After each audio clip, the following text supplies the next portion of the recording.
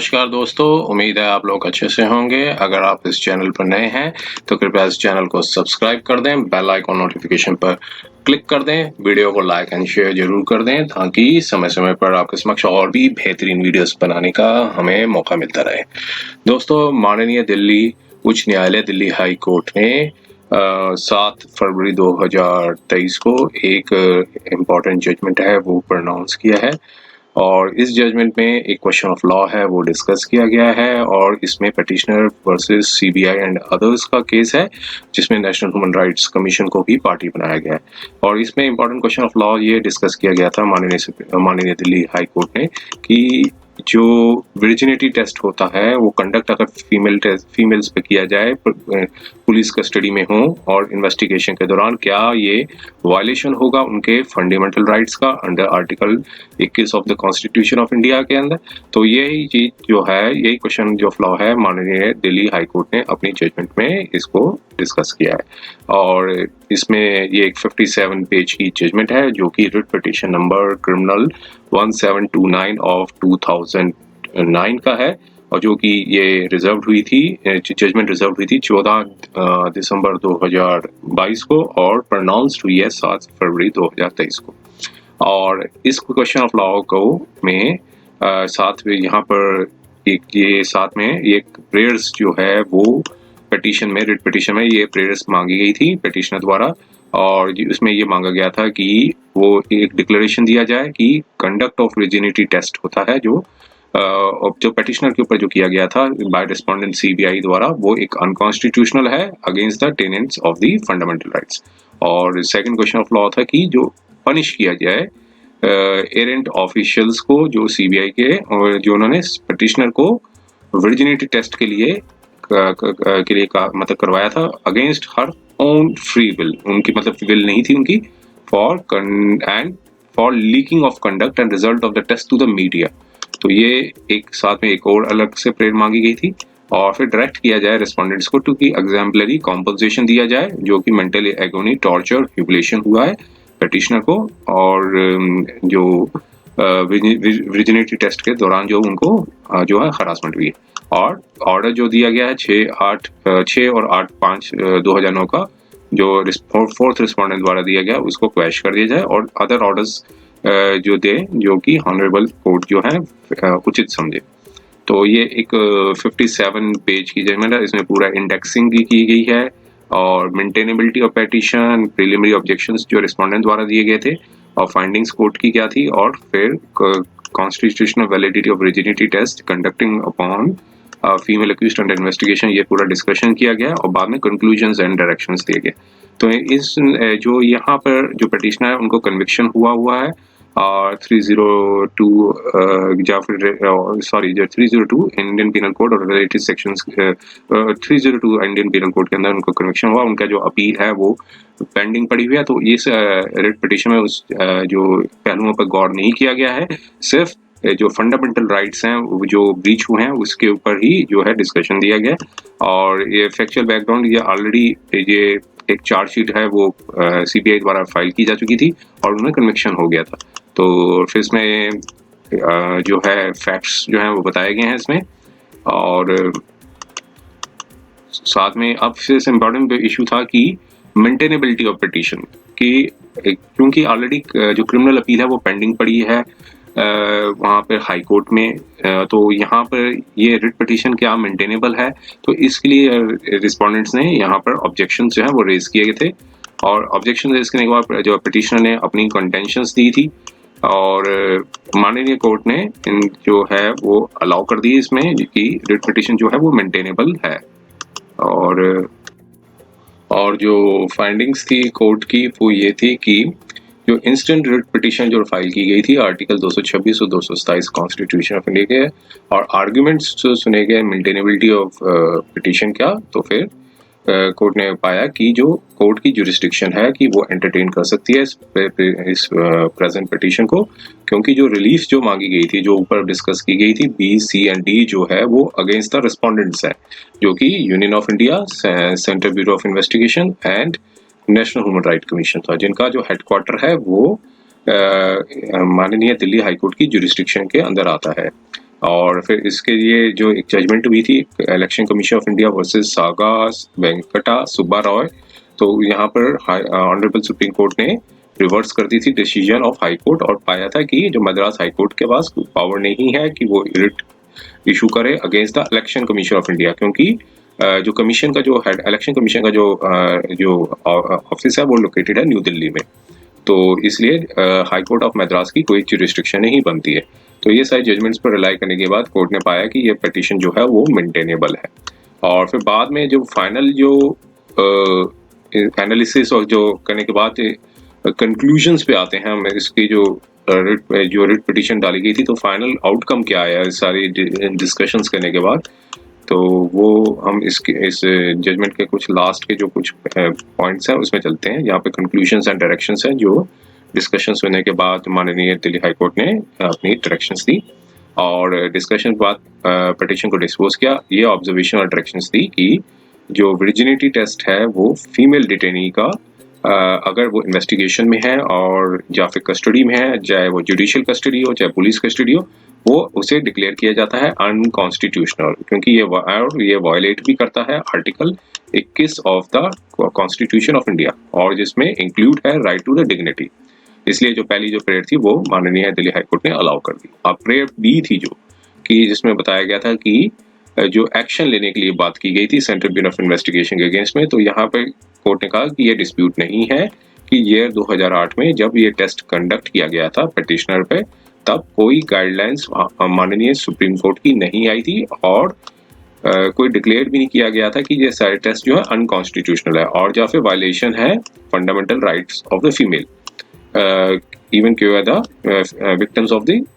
assault और and such tests are conducted। तो ये फिर इसलिए रेलेवेंट टाइम पे ये जो है वो it was not buried in law by any other judgment to have got conducted, लेकिन however despicable और deplorable the practice may have। तो इसमें जो है कि कोई जजमेंट नहीं आई थी, तो ये इस मामले में ये कोर्ट ने कहा कि एक्शन लेने के लिए बारे में बोला था कि कोई ना जजमेंट आई थी, कोई वायलेशन भी था और इसलिए जो टेस्ट हैं वो किए जाते थे ऑल ओवर इंडिया में। तो at that relevant time it was not buried by law कि कोई जजमेंट जो है वो जो आई हो, जो कंडक्टेड हुई हो। तो इसके जो आगे पॉइंट्स बताएं कि जो कंटेंशन है कि जो सिलेक्टिव लीकिंग की गई है रिपोर्ट की वर्जिनिटी टेस्ट की बाय सीबीआई द्वारा और फॉल्स थ्योरी जो है हिम्नोप्लास्टी की बताई गई है, तो जो जिससे वो डिफॉर्मेशन होता है, तो कोर्ट ने माननीय दिल्ली हाई कोर्ट ने कहा कि इस सारे जो ग्राउंड्स हैं उसको माननीय दिल्ली हाई कोर्ट है वो एग्जामिन नहीं कर सकती है और पिटिशनर के पास अदर रेमेडीज अवेलेबल होंगी लॉ में जब वो ट्रायल कंक्लूड हो जाता है। और जो फिर नीडलेस साथ में आगे बताया कि जो राइट टू डिग्निटी जो कस्टडी में है होती हैं फीमेल डिटेनीज, तो और एक्शन कंसीडर डिफेमेटरी होता है इन्वेस्टिगेटिंग एजेंसीज का, तो वो जो दोनों राइट्स हैं इंडिपेंडेंट हैं, दोनों के राइट्स जो हैं वो इंडिपेंडेंट है और जो प्रोटेक्शन ऑफ रेपुटेशन जो है वो एक डिफेमेशन के केस में ली जा सकती है in the context of defamation जो है ये उसका पार्ट बनता है डिफेमेशन का। और फिर आगे बताया कि जो एंजाइटी डिस्ट्रेस और सेंस ऑफ स्टिग्मेटाइज्ड हुई हैं पिटिशनर इस केस में उस केस में, तो वो constitutionally cannot help to be constitutionally protected human right, लेकिन रेमेडी है अगर लॉ ऑफ डिफेमेशन के अंदर उनके पास रेमेडी है। तो इसलिए कोर्ट ने कहा कि वो एक कॉन्स्टिट्यूशनल प्रोटेक्टिव ह्यूमन राइट नहीं है कि जिससे स्टिग्मा एंजाइटी हुई हो, लेकिन लॉ ऑफ डिफेमेशन के अंदर वो सारी रेमेडी अवेलेबल है। और प्रेयर सी के बारे में अब आए, तो प्रेयर सी के बारे में यहाँ पर बताया कि जो क्वेश्चन ग्रांट ऑफ कॉम्पनसेशन के बारे में बताया कि जो कस्टोडियल टॉर्चर किया गया पिटिशनर को, तो वो ह्यूमन राइट्स कमीशन ने नहीं डिसाइड किया। तो अपील जो थी अगेंस्ट, क्योंकि ऑलरेडी कन्विक्शन हो चुका है पिटिशनर का, तो अगेंस्ट अपील अगेंस्ट जो कन्विक्शन है वो पेंडिंग पड़ी हुई है honourable high court of Kerala के पास, जो कि एक कंटिन्यूएशन ऑफ ट्रायल ही है। और नेशनल ह्यूमन राइट कमीशन जो है as per the mandated law और रेगुलेशंस के से चलता है, तो वो दोबारा से फ्रेश कंसिडर करेंगे अगर जब जो रिप्रेजेंटेशन जो पिटिशनर देंगे, तो वो दोबारा से फ्रेश करेंगे कि अगेंस्ट का जो उनके साथ कस्टोडियल टॉर्चर हुआ, जो कॉम्पनसेशन जो भी कॉम्पनसेशन होगा, जो कस्टोडियल टॉर्चर होगा, जब क्रिमिनल ट्रायल जो होगा पेटिशनर का कंक्लूड्स हो जाएगा, तो मतलब खत्म होगा तो क्रिमिनल ट्रायल तभी, क्योंकि ऑलरेडी कन्विक्शन हो चुका है। अब जो अपील अगेंस्ट द कन्विक्शन है वो honourable high court of Kerala के पास है। अब जब वो ट्रायल कंक्लूड हो जाएगा तब पिटिशनर जो है वो की नेशनल ह्यूमन राइट कमीशन जो है वो रिप्रेजेंटेशन को गौर करेंगे और जो कस्टोडियल टॉर्चर कॉम्पनसेशन है उसी बाद ही वो उसी के अनुसार जो है वो एडजुडिकेट करेंगे। और पेयर डी के बारे में बताया था कि ये डिस्प्यूट नहीं था कि जब रिप्रेजेंटेशन जो दी गई थी वो 17/3/2009 को दी गई थी नेशनल ह्यूमन राइट कमीशन में, और जो इम्पीच्ड ऑर्डर आया था वो आया था 6/8 मई 2009 का। तो ट्रायल ऑफ द पिटिशनर चूंकि पेंडिंग था concern court of the Kerala, तो उसी अकाउंट पे नेशनल ह्यूमन राइट कमीशन ने रिप्रेजेंटेशन थी पिटिशनर की उसे डिसमिस कर दिया था। और रिलाइंग अपॉन जो रेगुलेशन 9 है ह्यूमन राइट कमीशन का, और जो ह्यूमन राइट कमीशन का जो प्रोसीजर बनाया हुआ है, जो प्रोसीजर रेगुलेशंस बना रखे हैं 1994 के, जो कि प्रोवाइड करते हैं कि कमीशन जो है वो डिसमिस कर सकता है कंप्लेंट इन लिमिनी। तो अगर जो मैटर जो होगा सब्जुडाइज होगा तो किसी भी कोर्ट या ट्राइब्यूनल में। अब कोर्ट ने कंटेंशन थी पिटिशनर की डिलेनेस हुई है ह्यूमन राइट प्रोसीडिंग्स में नेशनल ह्यूमन राइट कमीशन की में, तो उसकी वजह से उन्हें नेचुरल जस्टिस नहीं मिला है और उसकी वजह से फर्दर साइकोलॉजिकल और सोशियोलॉजिकल हार्म हुआ है। तो ऐसे ही जो ये कंटेंशन जो है वो माननीय दिल्ली हाई कोर्ट ने कहा कि ये विदाउट मेरिट है, क्योंकि रेगुलेशन 9 जो है नेशनल ह्यूमन राइट कमीशन का, वो कमीशन जो है बाउंड है अपने रूल्स द्वारा और वो रिलीफ नहीं दे सकता है क्योंकि ऑलरेडी रेगुलेशन उनके बना रखे हैं। तो फिर उसके बाद भी कोर्ट ने कहा कि डोर्स जो है वो अभी भी उनके क्लोज नहीं हुए हैं, क्योंकि जब ट्रायल खत्म होगा तो पिटिशनर फिर से दोबारा नेशनल ह्यूमन राइट कमीशन में अप्रोच कर सकती हैं, क्योंकि जब इन्होंने दी थी कंप्लेंट तब ऑलरेडी जो ट्रायल था वो पेंडिंग था। तो रेगुलेशन 9 के अनुसार माननीय नेशनल ह्यूमन राइट कमीशन ने वो कंप्लेंट को डिसमिस कर दिया था रेगुलेशन 9 के साथ। अब कोर्ट ने कहा कि नेशनल ह्यूमन राइट कमीशन है वो अबाउंडेड है अपने रेगुलेशन द्वारा, लेकिन जब उसके बाद जब ट्रायल खत्म हो जाता है, कंक्लूड हो जाएगा, तो फिर पिटिशनर दोबारा से जाके कंप्लेंट मतलब जो है वो अपनी रेमेडी ले सकते हैं नेशनल ह्यूमन राइट कमीशन से। अब कोर्ट ने आगे बताया कि इम्पोर्टेंस और सेंसिटिविटी थी इशू की, तो अब कोर्ट जो है वो फॉलोइंग डायरेक्शन है वो पास कर रही हैं। ये डिक्लेयर किया जाता है कि जो वर्जिनिटी टेस्ट है वो फीमेल डिटेनी के ऊपर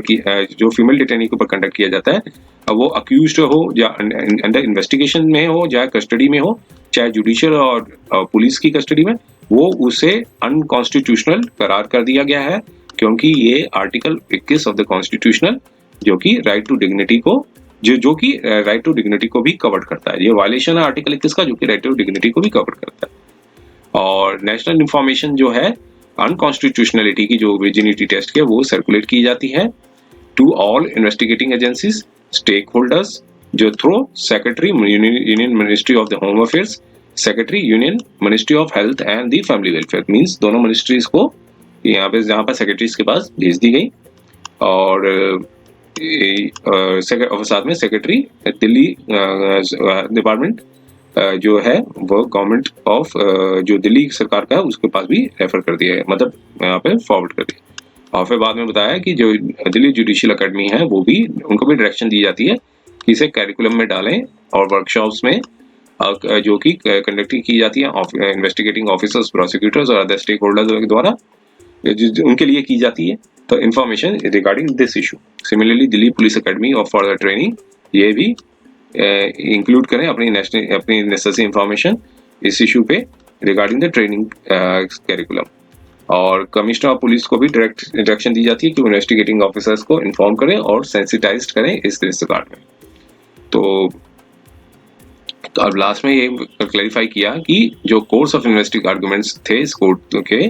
कि सिर्फ इसको एग्जामिन करना था कि जो वर्जिनिटी टेस्ट है वो कंडक्ट किया गया है पिटिशनर के ऊपर, वो एक वायलेशन है fundamental right to life with dignity, और नॉट रिगार्डिंग, आगे भी बता दिया, not regarding its outcome and its bearing और एडमिसिबिलिटी बिफोर द कोर्ट जिसके समक्ष जो है trial of the criminal case is pending है। तो मींस सिर्फ माननीय दिल्ली हाई कोर्ट ने सिर्फ इसी के ऊपर निर्णय दिया है जो कि फंडामेंटल राइट से रिलेटेड था, राइट टू डिग्निटी, लेकिन इसका कोई इफेक्ट नहीं पड़ेगा जो हाई कोर्ट जो केरला में के पास जो क्रिमिनल अपील जो है वो पेंडिंग पड़ी है। और ये भी क्लैरिफाई किया जाता है कोर्ट जो है वो सिर्फ infringement of the fundamental right of the petitioner के ऊपर ही उन्होंने यहाँ पर जो सुनाई की है और जो इश्यू को देखा है। और डिसमिसल जो रिप्रेजेंटेशन डिसमिस हुई थी नेशनल ह्यूमन राइट कमीशन की, जिसका हेडक्वार्टर दिल्ली में था, और एक्शन लेना था सीबीआई का, तो जिन्होंने टेस्ट कंडक्ट किया था और टेकिंग एक्शन अगेंस्ट जिन्होंने टेस्ट कंडक्ट किया था during the course of investigation, जिनका भी हेडक्वार्टर है दिल्ली में है। और द डिसीजन जो है इस कोर्ट का कोई बेरिंग नहीं होगा, कोई इफेक्ट नहीं पड़ेगा क्रिमिनल केस जो कि पेंडिंग है कंसर्न कोर्ट्स में। तो इसी ग्राउंड्स पे जो है पिटीशन को डिस्पोज कर दिया। और कॉपी ऑफ जजमेंट जो है secretary union ministry of home affairs, union ministry of health and family welfares और बाकी जितने भी जो अथॉरिटीज हैं उनके पास भेज दिए गए for contents and ensuring the compliance. तो इसके बाद ये जजमेंट आई थी 7 फरवरी 2023 की। तो उम्मीद है ये वीडियो आपको पसंद आया होगा। अगर ये वीडियो आपको पसंद आया है तो कृपया इस चैनल को सब्सक्राइब कर दें, बेल आइकॉन नोटिफिकेशन पर क्लिक कर दें, वीडियो को लाइक एंड शेयर जरूर कर दें ताकि समय समय पर आपके समक्ष और भी बेहतरीन वीडियोस बनाने का हमें मौका मिलता रहे। समय देने के लिए बहुत बहुत धन्यवाद।